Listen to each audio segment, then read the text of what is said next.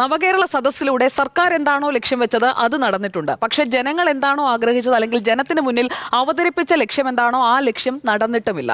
അതായത് ജനങ്ങൾക്ക് വേണ്ടി ജനങ്ങളിലേക്ക് ഒരു മന്ത്രിസഭ ഇറങ്ങിച്ചെല്ലുന്നു. 140 മണ്ഡലങ്ങളിലൂടെയും എത്തി അവിടെയുള്ള എല്ലാ ജനങ്ങളെയും കണ്ട് എല്ലാ ജനങ്ങളുടെയും പരാതികൾ സ്വീകരിച്ച് 6 ലക്ഷത്തിലധികം പരാതികൾ എന്ന് പറയുന്നത് ഒരു വലിയ സംഖ്യയാണ്.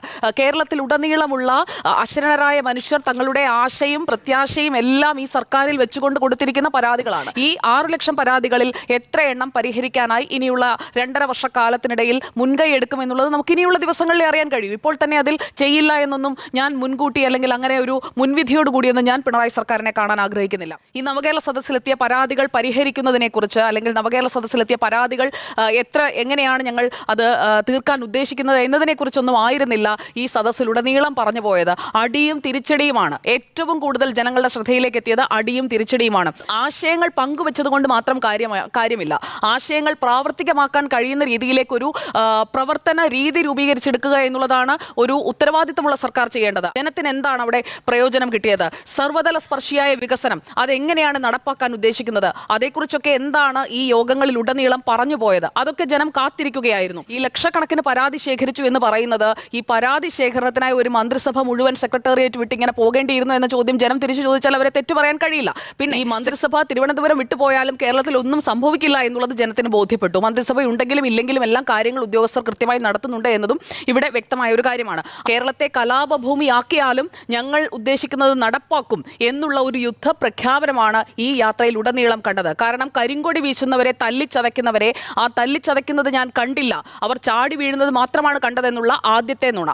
രണ്ടാമത്തെ നുണ മുഖ്യമന്ത്രി പറഞ്ഞത് തൻ്റെ സുരക്ഷാ ഉദ്യോഗസ്ഥൻ പുറത്തിറങ്ങി തല്ലിച്ചതയ്ക്കുന്നത് ഞാൻ കണ്ടില്ല എന്ന് പറയുന്ന രണ്ടാമത്തെ നുണ. അങ്ങനെ നുണയനാണ് മുഖ്യമന്ത്രി എന്നതും ജനങ്ങൾ കണ്ടു. നവകേരള സദസ്സിലൂടെ അതും ജനത്തിന് ബോധ്യപ്പെട്ട കാര്യമാണ്. അത് ശരിയാണ് എന്നുള്ളത് ജനത്തിന് തിരിച്ചറിയാൻ കഴിഞ്ഞു. ദൃശ്യങ്ങളടക്കം ആളുകളുടെ മുന്നിലേക്ക് വരികയാണ് ചെയ്തത്.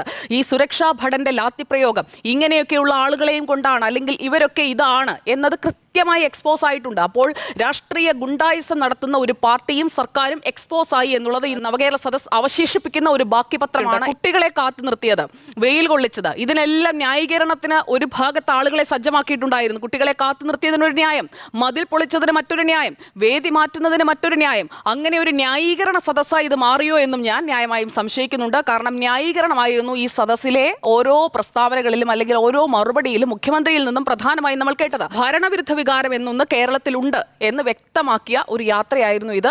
അല്ലെങ്കിൽ ഇത്രയും പരാതികൾ, ഇത്രയും പരിഹരിക്കപ്പെടാതെ കിടക്കുന്ന പ്രശ്നങ്ങൾ, 6 ലക്ഷത്തോളം പ്രശ്നങ്ങൾ കേരളത്തിലെ ജനങ്ങൾക്കുണ്ട്. എങ്കിലും ഇത്രയും പരാതി മനുഷ്യരെ കണ്ടെത്താൻ ഈ യാത്രയ്ക്ക് കഴിഞ്ഞു എന്നുള്ളത് ഒരു നല്ല കാര്യം തന്നെയാണ്. ഒരു പ്രതിച്ഛായ നിർമ്മിതിക്കാണ് ലക്ഷ്യമിട്ടത്. പക്ഷേ പ്രതിച്ഛായ അടപടലം പാളി എന്നുള്ളതാണ് ഈ യാത്ര അവസാനിക്കുമ്പോൾ ബോധ്യപ്പെടുന്ന കാര്യം. ആശയ രൂപീകരണം നല്ലതാണ്, നമ്മളിങ്ങനെ വട്ടത്തിലിരുന്ന് ചർച്ച ചെയ്യുന്നത് നല്ലതാണ്. പക്ഷേ അത് ഇതുവരെ ഉയരാത്ത നൂതനമായ ആശയങ്ങളാകുമ്പോഴാണ് അതിന്മേൽ നടക്കുന്ന ചർച്ചയ്ക്ക് ഒരു പ്രാധാന്യം ലഭിക്കുക. ഇങ്ങനെ പുകഴ്ത്താനുള്ള സദസ്സല്ലാതെ പ്രഭാത സദസ്സ് എന്ന് പറയുന്നത് ആശയങ്ങൾ കേൾക്കാനും നൂതനമായ ആശയങ്ങൾ അവതരിപ്പിക്കാനും ചർച്ച ചെയ്യാനുമുള്ളതാണെങ്കിൽ അവിടെ പുകഴ്ത്തലല്ല നടക്കേണ്ടത്. ഇത് പിണറായി വിജയനെ പുകഴ്ത്തുന്നതിനായി കുറെ പേരെ കൊണ്ടുവന്നിരുത്തുന്നത് പോലെയുള്ള ചർച്ചയായി മാറിയിട്ടുണ്ട്. അതൊരു വസ്തുതയാണ്.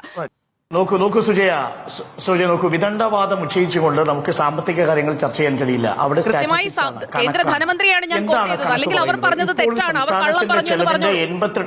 നിങ്ങൾ ഒന്നുകിൽ നിങ്ങൾ സംസാരിക്കൂ, അതല്ലെങ്കിൽ എന്നെ സംസാരിക്കാൻ അനുവദിക്കൂ. I am speaking fact, you are speaking blah Plassey.